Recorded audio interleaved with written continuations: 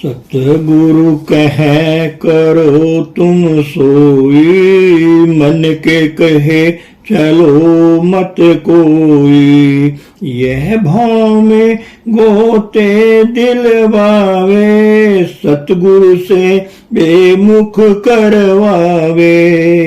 काल चक्र में डाल घुमावे, मोह जाल में बहुत फंसावे। मित्र न जानो बैरी पूरा, गुरु भक्ति से डारे दूरा। ताते सतगुरु शरण पुकारूं, आरत उनकी नित प्रतिधारूं। आरत करूं प्रेम से जब ही, कुल परिवार तरह मेरा तब ही। आरत विधि अब करो सिंगारा, राधा स्वामी मेरे हुए दयारा। राधा स्वामी परम दयाल, कर आरत उन हुआ निहाल। गुरु रूप प्यारी साध संगत जी, परम पूज्य परम संत सावन सिंह जी महाराज अब फरमा रहे हैं अपने सत्संग के आखिरी पड़ाव में पहुंचकर, यह देह स्वरूप सतगुरु की बढ़ाई है कि ये मनुष्य को अंतर में जाने का भेद प्रदान करते हैं, परंतु जब तक इसके कर्म निर्मल ना हो, मन साफ ना हो, तब तक आत्मा ऊपर नहीं जा सकती। जब मनुष्य ऐसे पूर्ण गुरु का सत्संग सुनता है तो प्रेम आ जाता है और वह घर बार छोड़ने के लिए तैयार हो जाता है। लेकिन ये ठीक नहीं है। मैंने कई बार महाराज जी बाबा जयमल सिंह जी के आगे प्रार्थना की कि मैं नौकरी छोड़ दूं और भजन में अधिक समय दूं। नौकरी में भजन के लिए अधिक समय नहीं मिलता।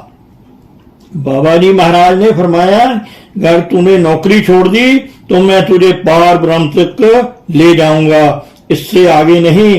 तो तेरे जो लेने देने हैं के कर्म हैं, ये ऊपर नहीं तुम्हें जाने देंगे।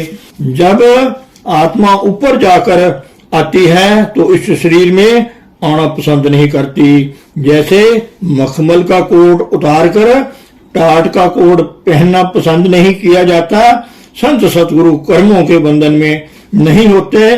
ये हमारे जैसे देहधारियों की तरह कर्मों के दायरे में नहीं होते। गुरु साहब कहते हैं कि परमात्मा निर्णय है, निर्भय है, निर्वैर है, सर्वशक्तिमान है, सर्वव्यापक है। गुरु भी असली रूप वही है। हम उसी को गुरु कहते हैं।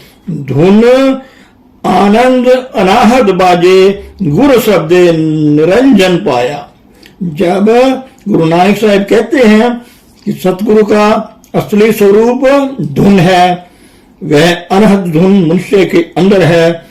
जब आत्मा 9 द्वारों को छोड़कर तुरिया पद में पहुंच जाएगी तब वहां धुन मिलेगी। गुरु नानक साहब की शिक्षा तुरिया पद से शुरू होती है और सचखंड में पहुंचकर समाप्त होती है। तुरिया पद के शब्दों में माया की मिलावट है, सचखंड में निर्मल शब्द है। ये शब्द माया से रहित है। जब मनुष्य अंदर जाएगा, निरंजन के दर्शन करेगा, उस धुन को सुनेगा तो उसे प्रतीत हो जाएगी, परंतु दुनिया को इसका पता नहीं। यह कहने सुनने का विषय नहीं है, अनुभव का विषय है। एक मुसलमान फकीर कहते हैं कि जिसको उस मालिक की खबर मिली उसको फिर अपनी खबर ना रही। एक और महात्मा का कथन है, गई पुतली लूण दिथा सिंधु की लैन, अनाथ आप आपे भई उलट कहे को बैन। नमक की पुतली समुद्र की था लेने गई और समुद्र में ही गल गई।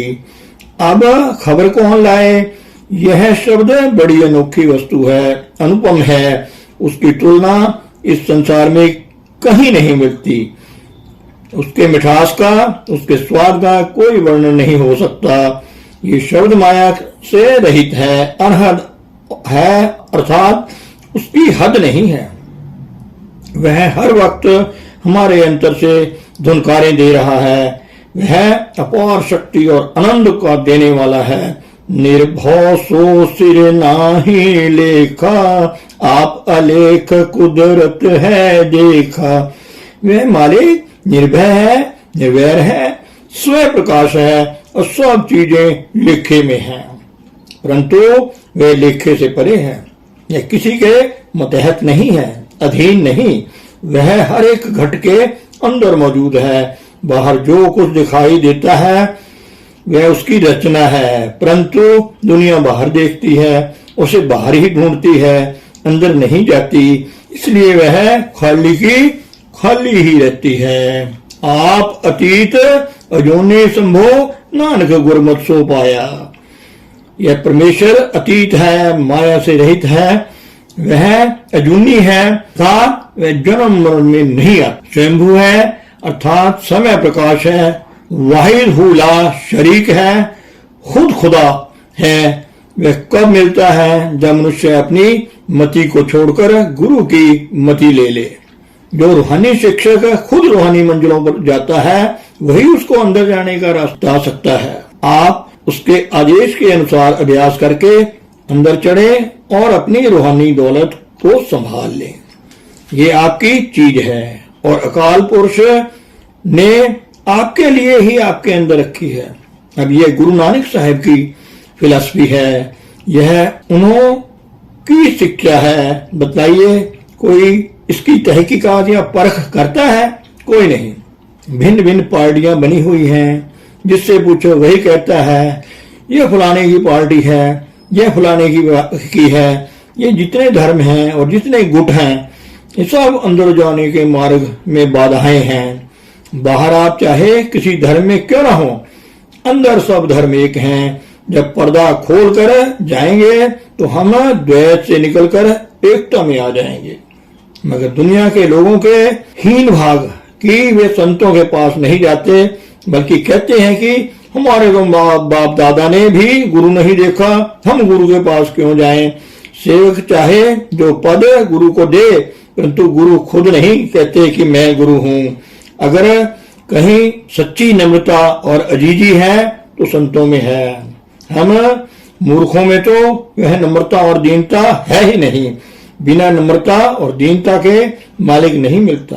संतों की सच्ची नम्रता का पता अंदर जाने से ही लगता है। अंतर की गति सतगुरु जाने, सो निर्भय गुरु शब्द पछाणे। जब शिष्य प्रश्न करता है कि जिसे आप गुरु कहते हैं, जो हमें सचखंड ले जाता है, उसमें और मालिक में क्या अंतर है? गुरु साहब जवाब देते हैं कि कोई अंतर नहीं है।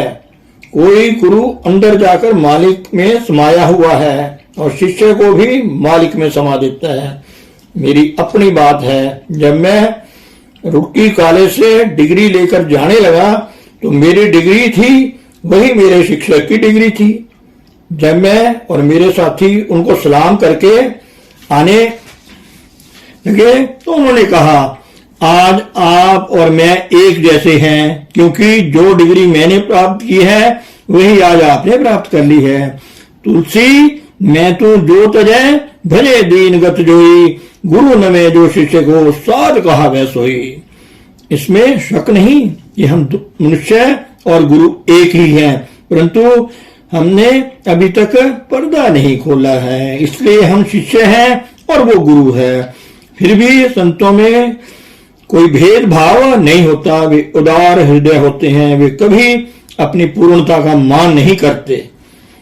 अब शिष्य के अंदर प्रश्न उठता है कि मैं आपको गुरु समझता हूं और समय को शिष्य समझता हूं, परंतु जो निर्भय गुरु है वे कौन है?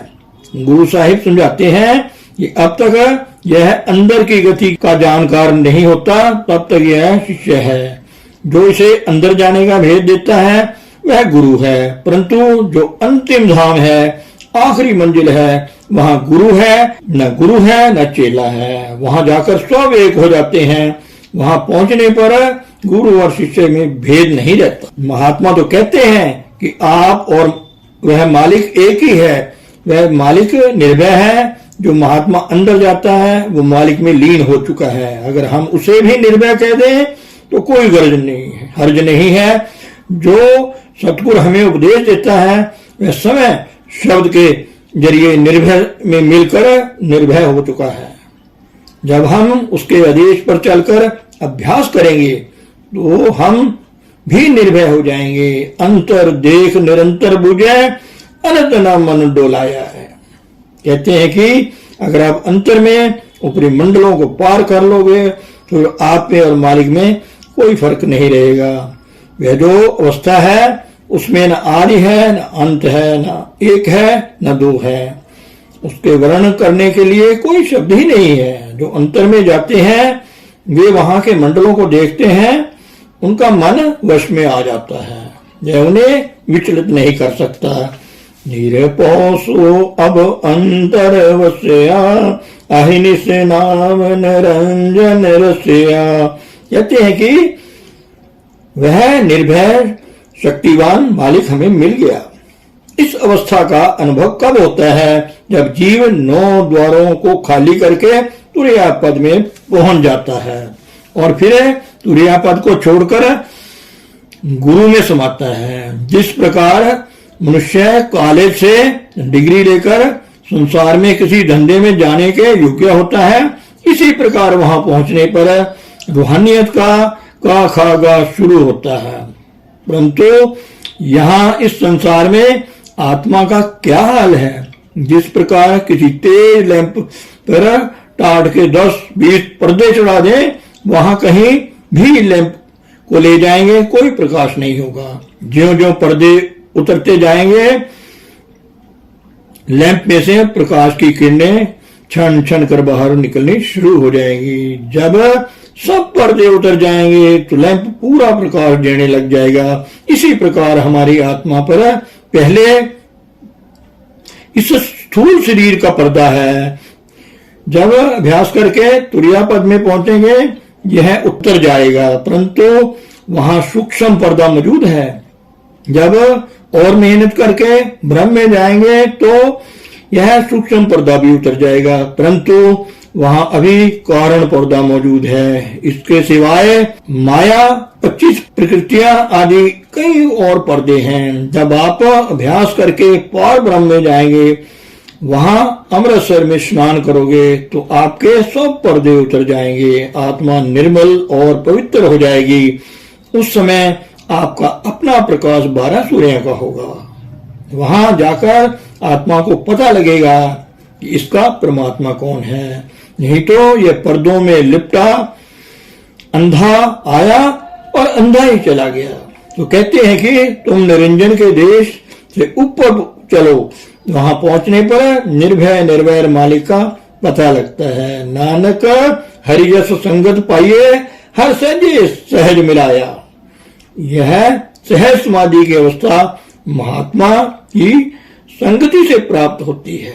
सहज समाधि कोई साधारण अवस्था नहीं है, यह त्रिलोकी से परे है। जब आप अभ्यास करके धीरे धीरे अंदर जाएंगे तो अंदर की मंजिलों को तय करते हुए सहज समाधि में पहुंच जाएंगे। यह सहज समाधि त्रिलोकी में नहीं है, यह चौथे पद में जाने पर मिलती है। अंतर बाहर सो प्रभ जाने रहे अलीपत चलते घर घाणे।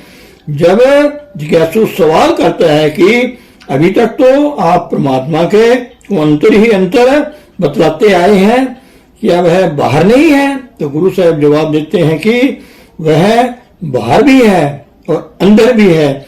वह बाहर और अंदर समान रूप में है, परंतु जब तक तुम अभ्यास करके उसे एक बार अंदर प्रत्यक्ष नहीं कर लेते तब तक वह बाहर दिखाई नहीं देता। उदाहरण के लिए जिस तरह दूध में घी है, परंतु अगर किसी ने दूध में से घी निकालते नहीं देखा तो वह नहीं मानेगा कि दूध में घी है। वह कहेगा दूध दिखाई देता है, पर उसमें घी भी तो दिखाई नहीं देता। घी में पूरियां पकती हैं, दूध में तो नहीं पक सकती। दूध में नमक गल जाता है, घी में नमक नहीं गलता है। अगर हम उसके सामने दूध को जमाकर दही बनाए दही को मथकर मक्खन निकाले और मक्खन को गर्म करके भी घी बनाए तो उसे विश्वास हो जाएगा। और जब भी वह दूध देखेगा फौरन स्वीकार करेगा कि उसके अंदर घी है, जरूर है, चाहे दिखाई नहीं देता। इसी तरह जिन महात्माओं ने अभ्यास करके अंतर पर्दा खोल लिया है, जो रूहानी मंजिलों पर गए हैं, उनके लिए परमात्मा बाहर और अंदर एक सा है। परंतु जिन्हें अंदर जाने वाला महात्मा ना मिला, उनके लिए ना वह अंदर है न बाहर है। लोग मक्के, मदीने, काशी, द्वारका आदि अनेकों तीर्थ स्थानों में मालिक को ढूंढ पाए, परंतु वे न मिला। वह बाहर ना किसी को मिला है न मिलेगा। परमात्मा को अंतर और बाहर कौन देखता है? जो सतगुरु में ला ताल्लुक अर्थात जो संसार में रहते हुए संसार का काम कार्य करते हुए संसार से अलग है और नाम के साथ जुड़ा हुआ है, जिसका प्यार अंदर नाम के साथ है। संत नहीं कहते कि बाल बच्चे छोड़ो, बल्कि कहते हैं कि अपने अपने धर्म में रहो, जाति में रहो, अपना काम काज करो, लेकिन अंदर में अपना प्यार गुरु और नाम के साथ रखो। जैसे कमल का फूल पानी में रहते हुए भी सूखेगा, सूखा ही रहता है, पानी उसे गीला नहीं करता। गुरु साहब कहते हैं कि रहें अल्पित चलते घर आने, अर्थात संसार में लिप्त ना हो, अलिप्त रहें। और मन जो हर वक्त चलायमान रहता है उसे स्थिर करें। जब तक मन खड़ा नहीं होता तब तक वह मालिक नहीं मिलता। जिस प्रकार लोग कहते हैं कि खजाने पर सांप रहता है, जब तक वह पकड़ा या मारा ना जाए खजाना नहीं मिल सकता, इसी प्रकार हमारे हृदय पर मन रूपी सर्प बैठा है। वेद, शास्त्र और धार्मिक ग्रंथ गवाही देते हैं कि नाम का खजाना और खंड ब्रह्मांड आदि सब मन के पर्दे के पीछे है। परंतु डॉक्टर इतराज करते हैं कि हमने कई मुर्दे चीरे हैं, लेकिन अंदर ना कभी ब्रह्म देखा है, पार ब्रह्म देखा है, और ना कभी सचखंड देखा है। और डॉक्टर भी सच्चे हैं और ग्रंथ पोथियों का कहना भी झूठ नहीं है। डॉक्टर जड़ वस्तु को, स्थूल को चीरते हैं, रूहानियत को नहीं चीरते। ये वस्तुएं सूक्ष्म और चेतन हैं। ये अभ्यास के द्वारा हमारी सूक्ष्म आंखों से देखी जा सकती हैं। ये इन स्थूल आंखों का विषय नहीं है। हमारे हृदय पर जो मन रूपी सर्प बैठा हुआ है वह हमें अंदर नहीं जाने देता। जब तक हम अंदर नहीं जाते हमें कुछ नहीं मिलता। ग्रंथ पोथियों का पढ़ना, पढ़ाना, सत्संग आदि सबका उद्देश्य है मन को स्थिर करना है। यह परमात्मा अंदर भी है और बाहर भी है, परंतु उसे प्राप्त करने के लिए हमें मन को स्थिर करके अंदर जाना पड़ेगा। अंदर जाने का यह विज्ञान एक स्वाभाविक विज्ञान है, यह अनादिकाल से चला आ रहा है। ऊपर आद सर्व क्यों लोई सच्चा अमृत रस पाया। कहते हैं कि ऊपर चढ़ो, शब्द को सुनो, त्रिलोकी से पार चौथे लोक में आओ, वहां पहुंचने पर सच की प्राप्ति होगी।